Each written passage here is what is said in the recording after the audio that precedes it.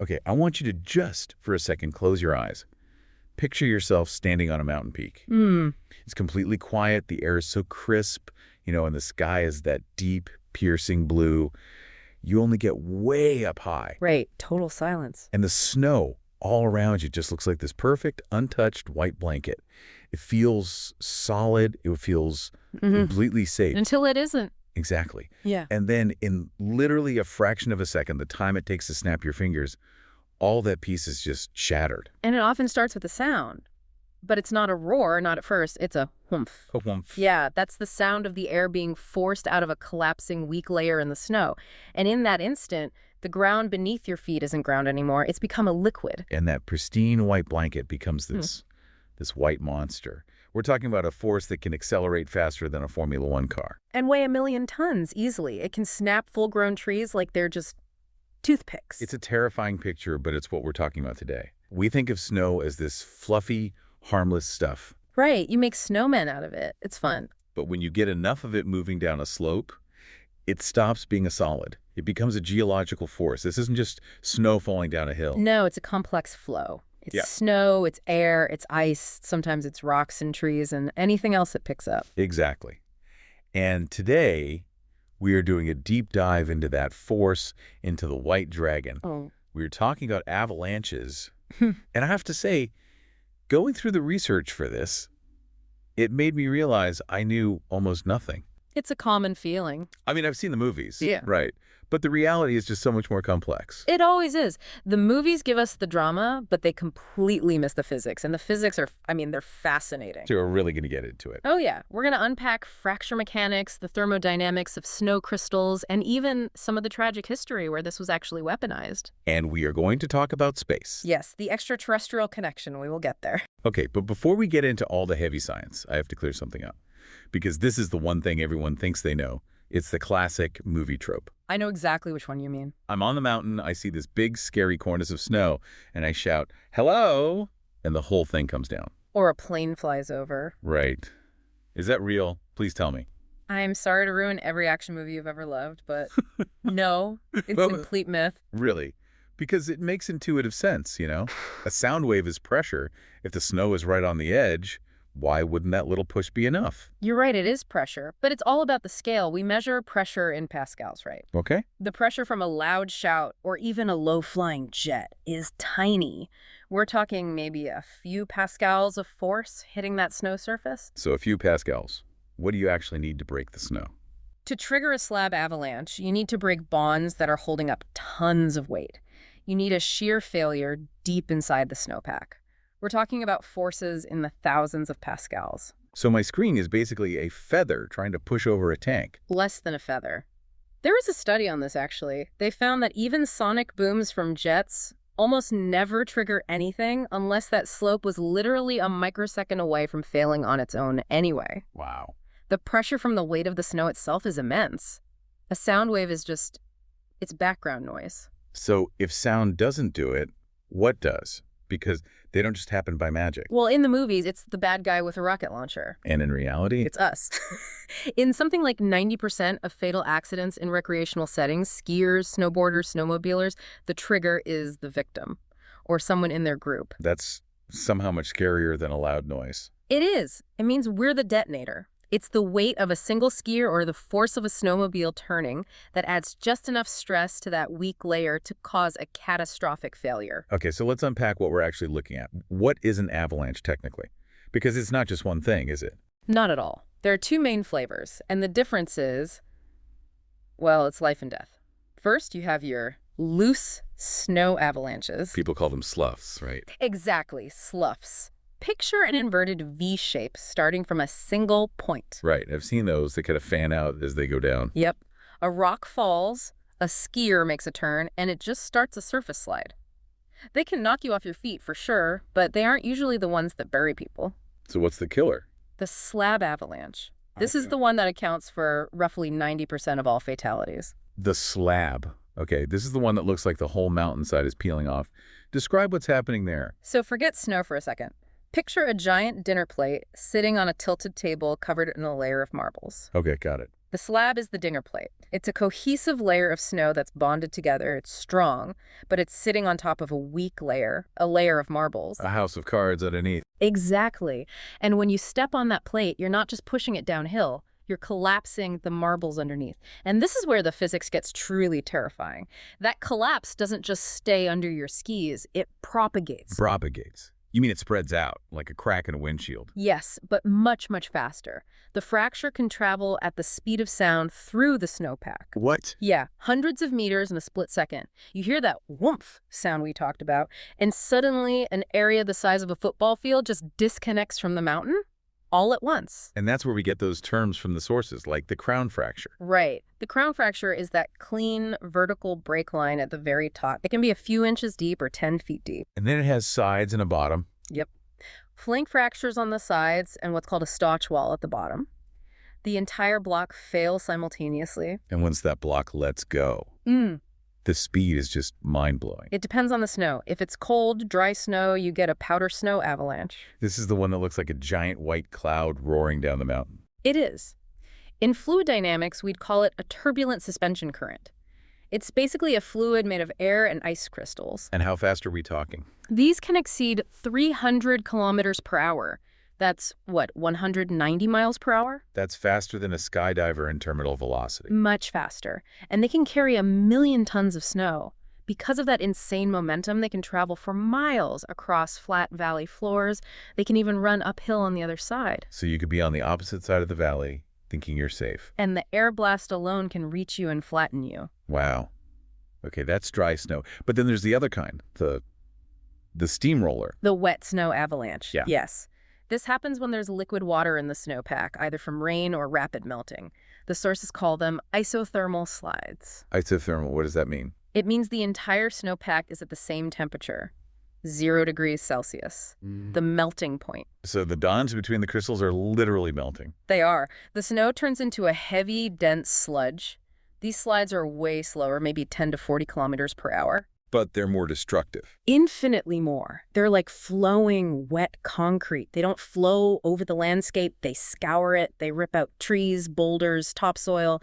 They leave nothing but bedrock behind. So powder suffocates you, wet slide crushes you. That's a grim but accurate way to put it. Okay, so we know what they are.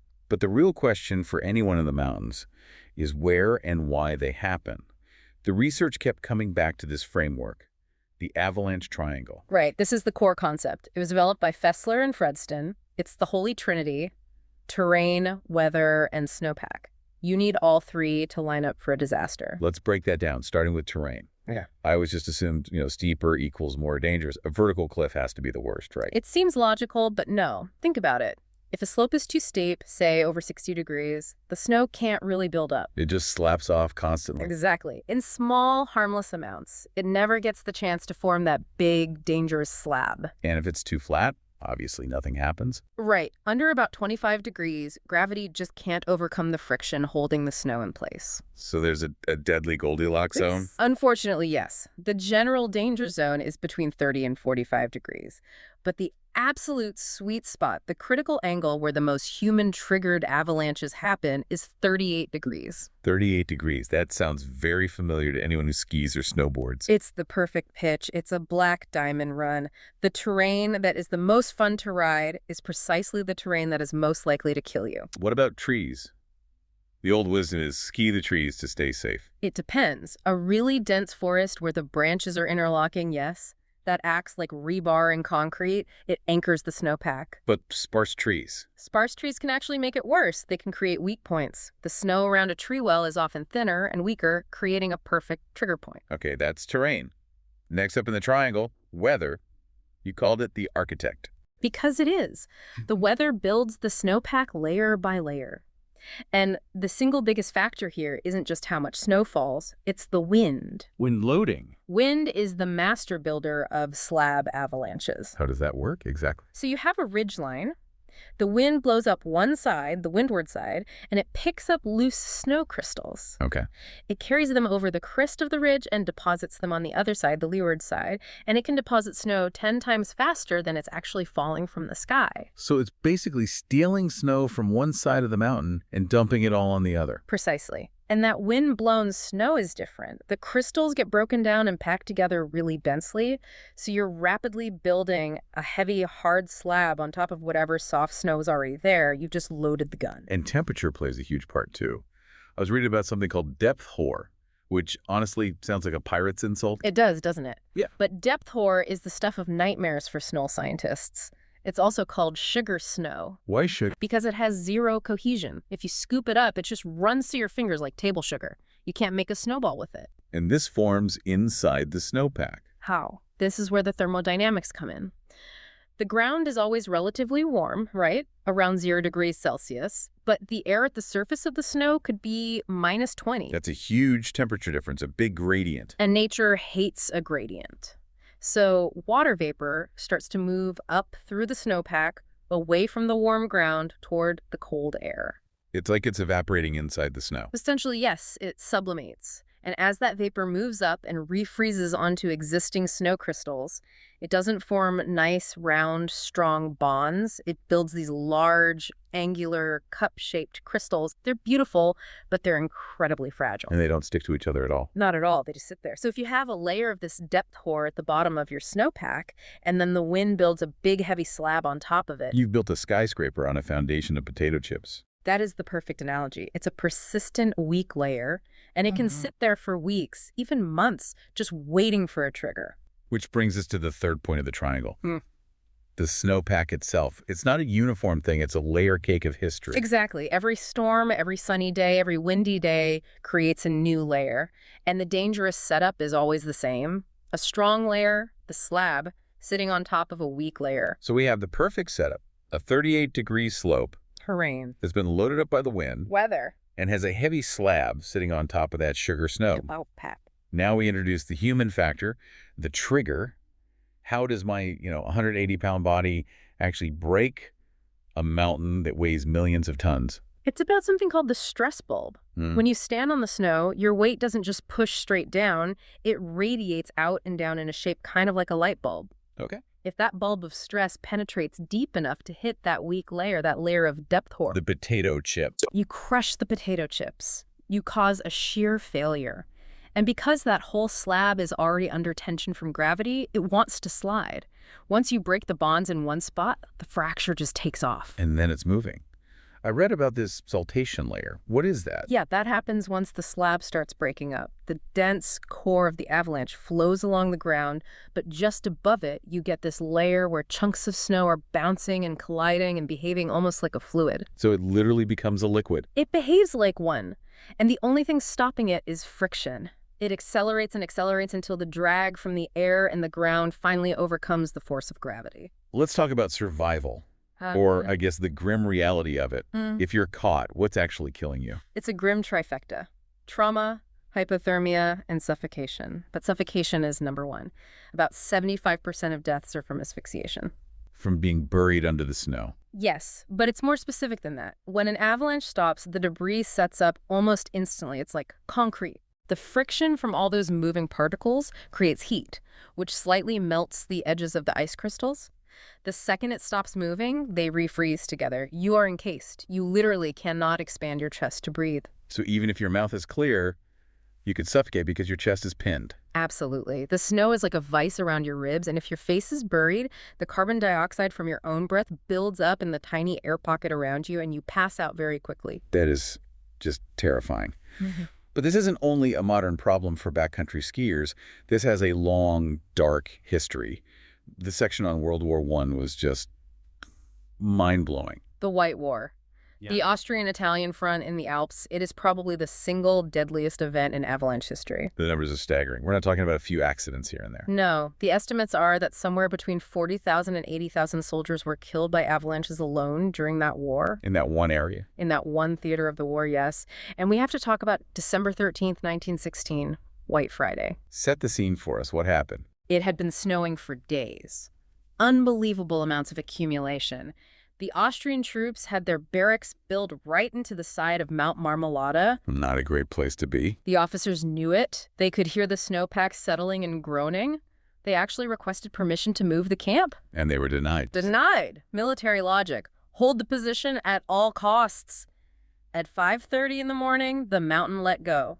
The sources said 200,000 tons of snow and ice. It didn't just cover the barracks, it vaporized them. Hundreds of men buried in an instant.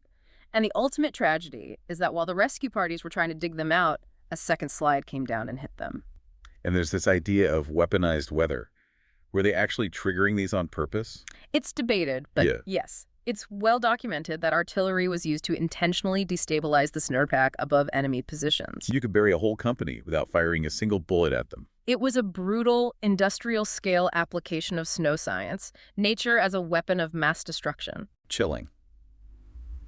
But let's move forward to civilian disasters. 1910 seemed like a particularly bad year. 1910 was when the railroads learned their lesson. At Wellington, in Washington state, a passenger train got stuck in a blizzard for days. Just sitting there. Yep. And then a lightning storm triggered a massive slab. It just swept the entire train, the cars, the engines, everything, into a canyon. 96 people died. And then in more modern times, 1999, the Winter of Terror. Galtour, Austria. This changed avalanche science in Europe forever. Galtour was considered a safe zone. It was in the green zone on all the hazard maps. Based on historical record. Right. An avalanche hadn't reached that part of the village in centuries, but nature doesn't read our maps. An absolutely enormous powder avalanche, bigger than anyone thought possible, overran the safe zone and plowed into the village. 31 people died. It forced them to completely rethink their models. Exactly. They realized that a 100-year event or a 1,000-year event can happen tomorrow. History is not a guarantee of safety. Which also leads to the Montreux disaster in France that same year. Yes. 12 people died in their homes. That one is legally significant because it resulted in a criminal conviction. The mayor was given a suspended sentence for failing to evacuate the area. For an act of nature. For ignoring the clear warnings and the risk. It set a precedent that if you're in a position of authority, you have a responsibility to understand and act on the danger. So, how do we fight back? We can't stop it from snowing? No, but we can try to control when and how it slides. These are called active measures. Explosives. This is the cool part. It looks cool, yeah. It's a very precise science. Ski patrollers will throw charges by hand. Helicopters will drop them. Or, for permanent installations, they use something called a Gazex system. What's that? They're those big metal tubes you see sticking out of the mountain on ski hills. They're pre-installed. They mix oxygen and propane and create a remote-controlled concussive blast right onto the starting zone of an avalanche path. But isn't it kind of counterintuitive? You're setting off explosions on the mountain above the town you're trying to protect. It is, but it's about releasing the tension. If you let the snowpack build and build and build, you get what's called a climax avalanche, where the whole season's worth of snow goes at once. The big one. The really big one. We don't want that. So we use explosives to trigger smaller, more manageable maintenance avalanches on a regular basis. You're letting the steam out of the pressure cooker before it blows. What's the nightmare scenario for the people doing this? It's called a post-control release. That's when you bomb a slope and nothing happens. So you think it's safe? You think it's safe, you give it the all clear, you open the run, and then the 10th skier of the day cuts across it, hits that one magic trigger point, and the whole thing goes. The uncertainty is what keeps forecasters up at night. And there are passive measures. Fences and walls. Right. Snow fences up high to stop the wind from building those slabs in the first place. And then down low, you'll see massive earthen dams or concrete wedges designed to deflect or split a slide around a town. And we come back to trees. Reforestation is the best long-term defense, period. A healthy, mature forest is the most effective avalanche barrier there is. So planting trees is literally a life-saving defense. For centuries, yeah. Okay, we have to talk about the elephant in the room. Climate change. Yeah. How is a warming world changing all of this? I mean, you'd think warmer just means less snow, so fewer avalanches, right? It's not that simple. It's more volatile. Yeah. At lower elevations, you're right, we might see fewer avalanches just because there's less snow cover. But at higher elevations, we're actually seeing an increase in extreme precipitation events. So bigger storms. Bigger storms. Yeah. And the type of avalanche is changing. We're seeing a major shift toward more wet snow avalanches, more of those rain-on-snow events, more of that wet concrete. I read something really disturbing about how that affects survival rates. It does. It comes back to the density of the debris. If you're buried in light, fluffy powder, you might have a decent air pocket. You can breathe for a while. But in wet snow. It packs in tight. It's like being buried in cement. It seals off any air pockets immediately. Asphyxia happens much, much faster. So rescue teams have even less time. Less time. And there's more trauma. A thinner snowpack means when you're caught in a slide, you're not just tumbling in snow, you're being dragged over rocks, stumps, and trees. It's like being put in a washing machine full of boulders. That's a sobering thought. The whole environment is becoming more hostile. Ugh. Okay, we've covered the horror on Earth, but you promised me space. Avalanches on Mars. This is my favorite piece of trivia from all of this. Yes. We have observed avalanches on Mars, not of snow, of course, but of dust and rock. Dust avalanches. The Mars Reconnaissance Orbiter has these amazing images of clouds of red dust cascading down cliffs near the Martian North Pole. It just shows that the fundamental physics, gravity, friction, slope angles, they're universal constants. It's the same equation, just with different ingredients. Exactly. Whether it's frozen water on Earth or iron oxide dust on Mars, if you pile stuff up on a slope that's too steep, eventually gravity wins. Gravity always wins. So, after all this, what's the big takeaway for the person listening who might be heading to the mountains, or even just someone fascinated by all this? It means we have to fundamentally shift our perspective. When you look at a beautiful snow-covered slope, don't just see a playground, don't just see a postcard, see the energy. The potential energy just waiting to become kinetic. See the layers, see the history of the weather in that snowpack, respect that 38-degree angle, and most importantly, realize that the mountain isn't hunting you. In the vast majority of tragedies, we are the ones who pull the trigger. So don't worry about shouting, but worry a whole lot about where you put your feet. Exactly. Knowledge is the single most important piece of safety gear you can have. An avalanche airbag is great, a beacon is essential, but understanding the triangle terrain, weather, snowpack, that is what actually keeps you alive. Respect the dragon. Respect the dragon. This has been the deep dive on avalanches. Stay safe out there, watch your angles, and keep learning. We'll see you on the next one. Stay safe.